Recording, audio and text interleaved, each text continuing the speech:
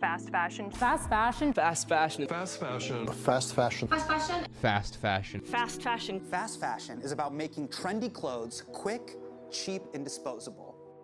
O fast fashion, conhecido como fenômeno da democratização da moda, tem alimentado uma cadeia de consumo insustentável para o planeta, que acaba por se transformar em lixo em um curto espaço de tempo.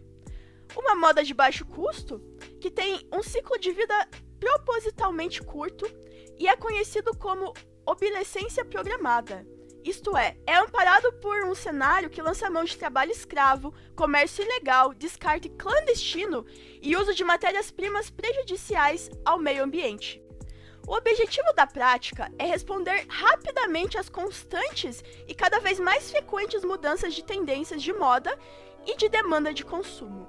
Neste sentido, o consumidor tem uma importância central no processo produtivo do fast fashion, pois seu ponto de vista se utiliza como fonte de informações para as empresas, em um contexto cada vez mais competitivo. Ademais, no fast fashion, o consumidor é motivado a comprar por fatores emocionais, pois ao adquirir uma peça, o consumidor tem uma rápida sensação de estar preenchido, o que de fato não é real, visto que o fast fashion se alimenta da insatisfação e do vazio dos seres humanos. As empresas de fast fashion mais famosas no Brasil são Renner, C&A, Zara, Forever 21, Riachuelo e Marisa. O fast fashion é caracterizado então por produtos acessíveis, cercados de mudanças constantes e de um curto período de vida, isto é, são rapidamente descartados e geralmente não chegam a ser usados mais de uma vez. Além do mais, o fast fashion, que começou como um processo de produção,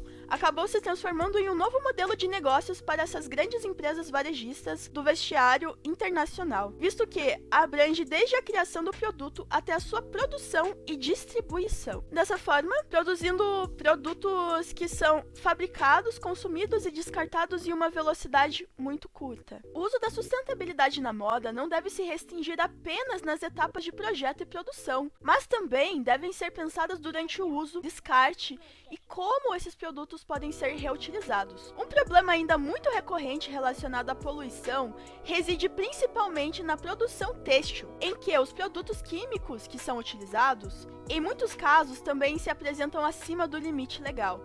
Os corantes sintéticos, que são tóxicos, a contaminação das águas próximas às fábricas pela fase do beneficiamento têxtil, entre outros fatores que prejudicam muito o meio ambiente e a saúde da população. O consumo desenfreado ocorrido em diversos segmentos do mundo capitalista tem requerido a extração em maior escala de recursos ambientais, que são necessários para a criação de produtos e serviços que serão entregues à população. Para a produção de vestiário, são utilizados milhares de litros de água, muitas vezes que não são reaproveitados, além de derivados do petróleo que causam efeito estufa e poluem rios e mares quando descartados de forma errônea. Neste sentido, a produção de roupas e calçados tem causado diversos impactos ambientais e sociais cotidianamente.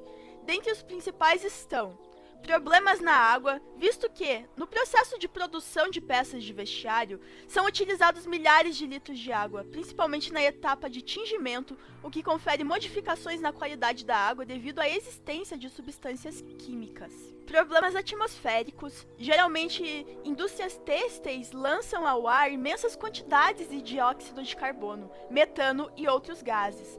Além do mais, problemas no solo, devido principalmente ao descarte incorreto de peças de vestuário ou sobras da produção da mesma em aterros sanitários ou a céu aberto, ocasionando resíduos sólidos. Problemas de aquecimento global, visto que, ao longo do processo nas grandes indústrias, é utilizado bastante energia, causando calor e, assim, eliminando sistemas de condicionamento natural. Desenvolvimento social. Além dos direitos que todo ser humano tem, como moradia, educação, saneamento básico, alimentação, entre outros, também é necessário garantir que os direitos trabalhistas e a diversidade social e cultural sejam assegurados de forma que todos tenham capacidade de decidir sobre o seu futuro, segundo a Cúpula Mundial sobre Desenvolvimento Sustentável de Joanesburgo, de 2010. No entanto, o que decorre com a indústria do fast fashion é a terceirização da produção para outros locais onde os impostos, taxas e mão de obra são mais baratos. refletindo assim no aumento da mão de obra não regulamentada, com o intuito de diminuir significativamente o custo das peças. As empresas apelam para a mão de obra análoga à escravidão. Desse modo, essa produção se concentra principalmente no Sudeste Asiático, em países como a Índia, Coreia, Paquistão e China. Ademais, devido ao aumento e intensificação das crises ambientais causadas em todo o mundo nas últimas décadas, a sustentabilidade vem sendo discutida e gerado grandes debates desde as escolas, universidades e as grandes empresas. É fato que não há uma definição clara do que é sustentabilidade, porém, o conceito clássico a ser considerado foi apresentado pela ONU no relatório de Brundtland em 1987, em que afirma que desenvolvimento sustentável é aquele que atende às necessidades das gerações atuais, sem comprometer a capacidade das gerações futuras de atenderem às suas necessidades e aspirações. Ou seja, a sustentabilidade é o objetivo a ser alcançado através do desenvolvimento sustentável, em que as necessidades básicas sejam preenchidas e o uso de recursos naturais e de substâncias tóxicas diminuam de forma a não comprometer as necessidades das gerações futuras. Neste sentido, a relação desenvolvimento econômico e meio ambiente somente passou a ser considerada a partir dos anos 1970. Até então, o desenvolvimento econômico somente levava em consideração fatores determinantes para seu crescimento, excluindo assim o meio ambiente. A partir dessa análise, foi possível observar os limites de crescimento de acordo com recursos naturais disponíveis, ou seja, considerando-os finitos. Além disso, foi em 2010, durante a Cúpula Mundial sobre o Desenvolvimento Sustentável, realizada em Joanesburgo, África do Sul, que a ONU estabeleceu os 3 pilares para o desenvolvimento sustentável, sendo eles econômico, social e ambiental.